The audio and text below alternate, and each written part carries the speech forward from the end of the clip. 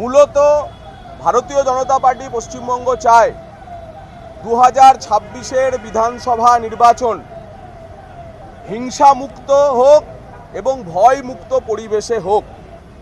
নির্বাচন কমিশনকে আমরা 16 দফা দাবিপত্র দিয়েছি এবং তার মধ্যে সবচেয়ে গুরুত্বপূর্ণ যে বিষয় তা হচ্ছে কেন্দ্রীয় বাহিনীর সদ্ব্যবহার।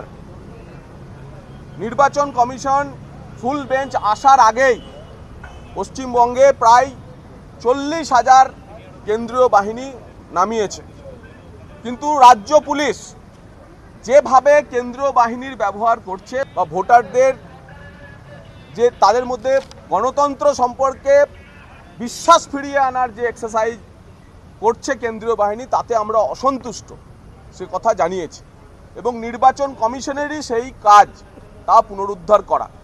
যদি হিংসামুক্ত ভোট এবং ভয়মুক্ত পরিবেশ তৈরি করতে হয়, তাহলে পশ্চিমবঙ্গ পুলিশ এবং এখানকার সরকারি অফিসারদের যে তন্ত্র কাজ করছে, যারা চায় না ভোটাররা বেরিয়ে এসে নিজের ভোট নিজের দিক, তাদের বিরুদ্ধেও কঠোর, কড়া এবং উদাহরণযোগ্য ব্যবস্থা নেওয়ার আমরা অনুরোধ জানিয়েছি।